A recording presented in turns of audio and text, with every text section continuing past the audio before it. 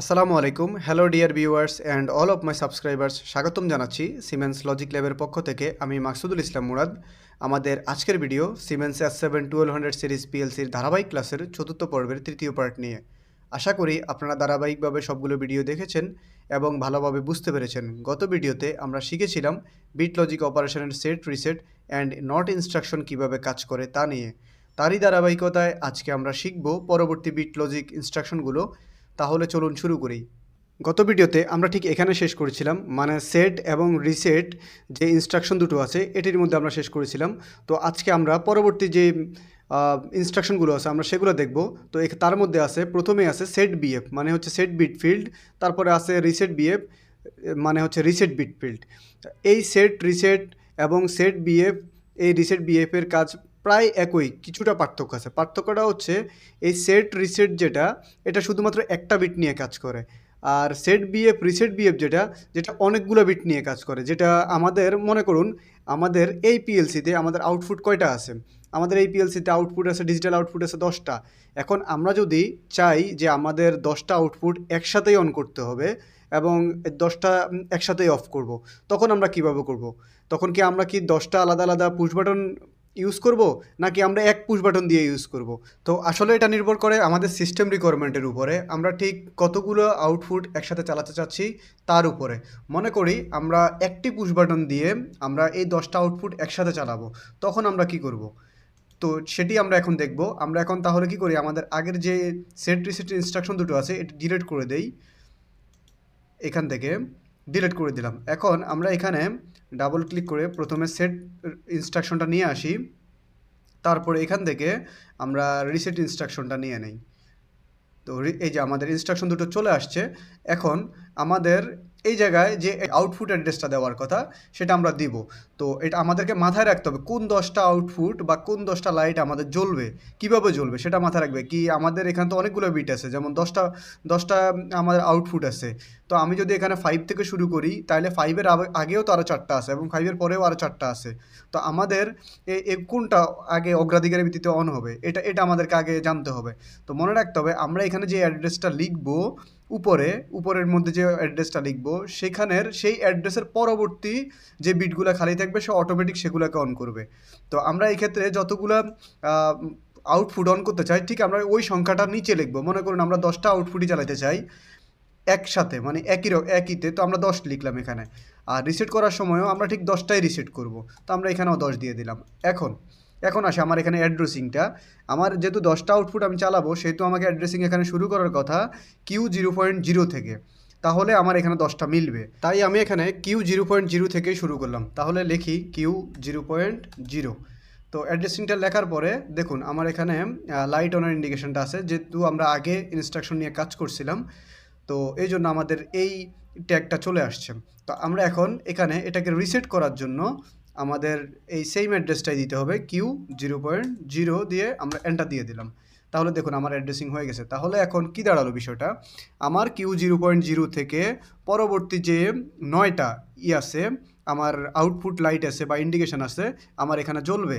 তো আমার Q0.0 তো একটা নেবেই, তারপরে সে Q0.1 থেকে এভাবে নিতে নিতে 10টা নেবে, নেওয়ার পরে আমার এই 10টা লাইট জ্বলবে।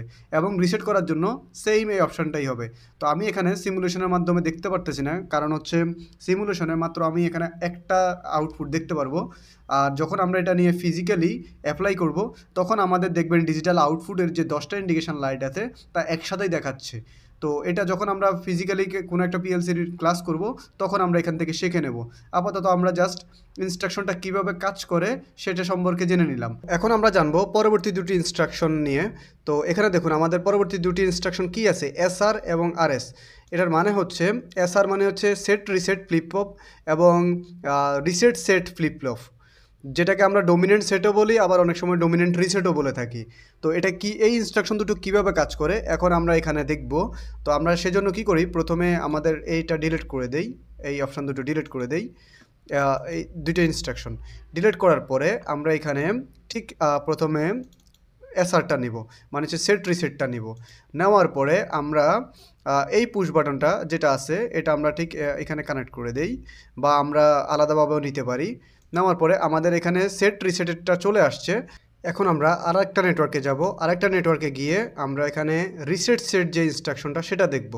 তো তার জন্য প্রথমে আমাদেরকে আগে একটা NO সুইচ নিতে হবে নেটওয়ার্কে।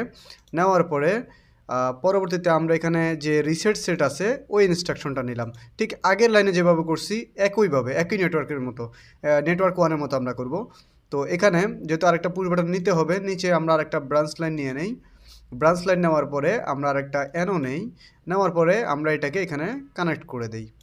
এখন দেখুন আমাদের টোটাল অ্যাড্রেসিং এখানে এখন অ্যাড্রেসিং 2 নম্বর নেটওয়ার্কে অ্যাড্রেসিং করাটা বাকি আছে। তো আমাদের ওখানে যেহেতু আমরা পুশ বাটন 2টা নিয়েছি, এখানে আমাদের পুশ বাটন আরেকটা খালি আছে। তো আমরা পুশ বাটন আরেকটা নিয়ে নেই, নিলাম। নেওয়ার পরে দেখুন আমাদের পুশ বাটন 3টা হয়ে গেছে। এখন আমাদেরকে এখানে পুশ বাটন আরেকটা নিতে হবে। তো আমাদের ট্যাগের মধ্যে যেহেতু 3টা করা আছে, আরেকটা করা নাই। তো আমরা এটা এখানে আমরা ডিরেক্ট কমান্ড দিয়ে আরেকটা ইনপুট অ্যাড্রেস নিয়ে নেই, i 0.4 আমরা এখানে নিয়ে নিলাম। সরি, এখানে 2 আছে, তো আমরা যেহেতু 3 খালি আছে আমরা 3 নিয়ে নেই। 3 নিলাম। নেওয়ার পরে ওকে এন্টার দিলাম। এন্টার দেওয়ার পরে দেখুন ট্যাগ আসছে। ট্যাগ থেকে আমরা রিনেম করে নেই। এটা হচ্ছে আমার push button 4, PUSH push button 4 দিয়ে আমরা এন্টার করে দিলাম।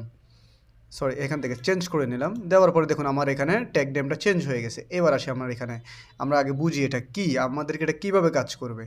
তো দেখুন এখানে লেখা আছে SR, তার মানে হচ্ছে প্রথমে কি আছে, S আছে। তো প্রথমে ও সেট হবে, তারপরে ও রিসেট হবে। আর ঠিক এটার মধ্যে দেখুন ও প্রথমে রিসেট হবে, তারপরে সেট হবে। তো এই কন্ডিশনটা আমাদের কোথায় লাগে, মনে করেন আমরা আমাদের বাসায় একটা দরজা আমরা করব, খুলবো। তো সেই ক্ষেত্রে আমরা দরজা লক করা আছে, দরজা দিয়ে যখন আমরা ঢুকবো তখন আমাদের কি করতে হবে, এটাকে খুলতে হবে। কিন্তু আবার ভেতরে প্রবেশ করার পরে আমাদেরকে সেটা আবার বন্ধ করে দিতে হবে। তো সেই ক্ষেত্রে আমরা কি প্রোগ্রাম ইউজ করতে পারি, আমরা এই SR প্রোগ্রামটা ইউজ করতে পারি। তো এটা কিভাবে কাজ করবে দেখুন, আমরা যখন আমরা এই 2টা পুশ বাটন একসাথে চাপ দেবো, মনে করেন অ্যাট এ টাইম দুইজনই একসাথে চাপ দিছি। চাপ দেওয়ার পরে ও কি করবে, কি সেট করবে না রিসেট করবে, সে একটা কনফিউশনের মধ্যে অবস্থা হয়ে যাবে। কারণ হচ্ছে আমার প্রথম পুশ বাটনটা হচ্ছে সেটের জন্য এবং দ্বিতীয় পুশ বাটনটা হচ্ছে রিসেটের জন্য। তো আমরা যদি এটা বাসার দরজার সাথে মিলাই, তাহলে প্রথম সুইচটা হচ্ছে আমার দরজাটা খোলার জন্য এবং দ্বিতীয় সুইচটা হচ্ছে দরজাটা বন্ধ করার জন্য। তাহলে যখন অ্যাট এ টাইম আমার একই সাথে 2টা সুইচই প্রেস করা হবে, তখন সে কী করবে, তখন সে প্রায়োরিটি লিস্টে লাস্টে যে অপশানটা সে সেই কাজটাই করবে। মানে হচ্ছে 2টা পুশ বাটন যদি একসাথে চাপা হয় তখন সে রিসেট করবে, সে সেট করবে না, সে রিসেট করবে, মানে সে বন্ধ করে দিবে। আর ঠিক এই নেটওয়ার্কে এটা হচ্ছে বিপরীত। আর যেটা ও প্রথম কি করবে, প্রথম সুইচ চাপ দিলে সে রিসেট হবে মানে বন্ধ হয়ে যাবে। দ্বিতীয় সুইচটা চাপ দিলে সে কি করবে, সেট হবে মানে দরজাটা আবার খুলে দিবে। আর 2টা সুইচ যখন একসাথে চাপ দেওয়া হবে তখন সে কি করবে, এই দরজাটা খুলে দিবে। যেহেতু সেট অপশানটা লাস্টে, সবসময় সে প্রায়োরিটি দিবে মানে ডোমিনেন্ট করবে সেট আর রিসেটের মধ্যে তার শেষ ইন্ডিকেশনটাকে, তাকে শেষবার যে কমান্ডটা করা হয় সেটাকে। তো এখানে শেষটা আছে কি রিসেট, আর এখানে আছে সেট। তার মানে আমরা বুঝতে পারছি এই 2টা ইনস্ট্রাকশন কীভাবে কাজ করে। তো আমরা এখানে আগে অ্যাড্রেসিংটা করে নিই। তো যেহেতু আমরা এখানে একটা আউটপুট চালাবো, মনে করেন একটা কয়েলের মাধ্যমে, তো সেক্ষেত্রে আমরা সেই আমাদের আগের অ্যাড্রেসিং আউটপুটের অ্যাড্রেসিং দিয়ে দিই, Q0.0 দিয়ে দিলাম। দেওয়ার পরে এবার আসি, এখানে আমরা আবার অ্যাড্রেস করবো, যেহেতু এখানে Q0.0 নিয়ে নিছি, আমরা এখন এখানে অ্যাড্রেস করব Q0.1। দেখুন, তো আমার এটা Q0.1 লাইট 2-র জন্য আমরা আগে যখন ট্যাগ দিয়ে রাখছিলাম সেটার জন্য সিলেক্ট হয়ে আছে। তো মোটামুটি আমার এখন প্রোগ্রামিং করা শেষ। এখন আমরা এটাকে কি করব, সিমুলেশন করব। তো আপনারা সিমুলেশন তো অলরেডি শিখেছেন আগের ভিডিওতে, তাই আমি এখন আপনাদেরকে সিমুলেশন কীভাবে করতে হয় সেটা দেখিয়ে সময় নষ্ট করতে চাচ্ছি না। আমরা সরাসরি সিমুলেশনে গিয়ে দেখব আমাদের ইনস্ট্রাকশনগুলো অ্যাকচুয়ালি আসলে কীভাবে কাজ করে। তো আমরা এখন চলে আসলাম সরাসরি সিমুলেশনে। তো আমরা এখন দেখব যে আমাদের দুটো ইনস্ট্রাকশন কিভাবে কাজ করে। আমরা তাহলে প্রথম নেটওয়ার্কে আমাদের যে SR ফ্লিপফ্লপটা আছে, সেট রিসেট যেটা, আমরা সেটা দেখি। তো আমার সেট রিসেটের বেলা কি হয়, সে রিসেটকে ডমিনেট করে। তো আমরা এই জিনিসটা এখন সিমুলেশনের মাধ্যমে দেখব। তো প্রথমে আমরা পুশ বাটন 1 চাপ দেই। চাপ দেওয়ার পরে দেখুন চাপ দিয়ে ধরে রাখছি, ধরে রাখার ফলে দেখুন আমার আউটপুটটা জ্বলছে বা আমার ইন্ডিকেটর লাইটটা জ্বলছে বা আমার দরজাটা খুলছে। সে কী করতেছে, আমার এখানে পাওয়ার সাপ্লাই দিচ্ছে, তার মানে আমার আউটপুট অ্যাক্টিভেট হয়েছে।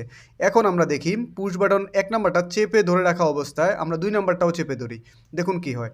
দেখুন 2 নাম্বারটা যখন চাপ দিচ্ছি, মানে একই সময়ে 2টা পুশ বাটনই চাপ দেওয়া আছে, তখন সে কী করতেছে, দরজাটা বন্ধ রাখছে। তার মানে সে ডমিনেট করতেছে কাকে? রিসেটকে। তো আমরা এই ইনস্ট্রাকশনটা মোটামুটি এখন ক্লিয়ার। তাই আমরা এখন কি করব, এই ২টা পুশ বাটন অফ করে দেব। অফ করে দেওয়ার পরে দেখুন আমার এখনও এর আউটপুটটা জ্বলে আছে। আমার এই আউটপুটটা এখনও জ্বলে আছে। তো আমি যখন এটাকে রিসেট করতে হবে, তাহলে আমাকে অবশ্যই কী করতে হবে? রিসেট বাটনে চাপ দিয়ে এটাকে বন্ধ করে নিতে হবে। বন্ধ করার পরে দেখুন আমার এই যে রিসেট বাটনের যে পাওয়ারটা, এটা পাওয়ার দিয়ে আছে, কিন্তু আমার এখানে ডমিনেন্ট রিসেট হওয়ার কারণে আমার এখানে পাওয়ার পাস বন্ধ। ঠিক আমরা যখন রিসেটের বাটনটা অফ করে দেব, তখন আমার পাওয়ার পাস দেখুন আর হচ্ছে না। তার মানে যখন অ্যাট এ টাইম ২টা বাটনই চাপ দেওয়া হবে, তখন সে রিসেট অবস্থায় থাকবে। এছাড়া আমরা যখন সিঙ্গেল টাইম আমরা এখানে বাটন প্রেস করব, তখন একবার সে কী করবে? অন করবে, আবার অফ করবে। ঠিক আমরা এখন নেটওয়ার্ক 2 তে আসি। নেটওয়ার্ক 2 তে এসে এই জিনিসটা দেখি। একই সিমুলেশন, জাস্ট এটার বিপরীত কাজ করবে। আমরা আগে যেটা দেখছি ওটার মধ্যে বিপরীত কাজ করবে। এখন দেখুন, এখানে আসুন। এখানে আমাদের এখানে পুশ বাটন 3, তো আমরা পুশ বাটন 3 কে প্রেস করি। প্রেস করার পরে দেখুন সে প্রথমটা হচ্ছে কি রিসেট, সে কিন্তু কোনো পাওয়ার পাস করে নাই। তো আমরা এই বাটনটা প্রেস করে থাকা অবস্থায় আমরা আবার দ্বিতীয় বাটনটা চাপ দেই।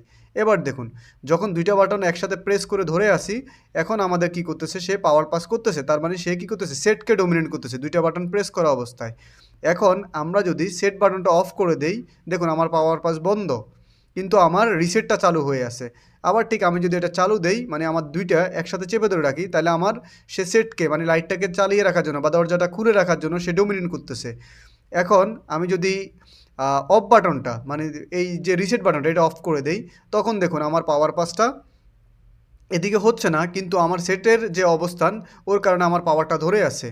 তো আমরা এটাকে যদি অফ করে দেই এখন, দেখুন আমার পাওয়ার তাও হোল্ড করে ধরে আছে। তাহলে আমরা এটাকে রিসেট করতে হলে কি করব? আমরা এটাকে রিসেট করতে হলে সেই রিসেট বাটনে যেটা এটা প্রেস করে দেবো। দেখুন আমার পাওয়ার পাস বন্ধ হয়ে গেছে। তারপরে আমি আবার পুশ বাটনটা ছেড়ে দেই বা প্রেস করা ছেড়ে দেই। তাহলে দেখুন আমার পাওয়ার পাস হচ্ছে না। তাহলে আমরা এখানে খুব সহজে বুঝতে পারলাম যে আমাদের এসআর ফ্লিপফ্লপ এবং আরএস ফ্লিপফ্লপ এই দুটো ইনস্ট্রাকশন কিভাবে কাজ করে, কিভাবে আমাদের প্রোগ্রামটাকে এক্সিকিউশন করে।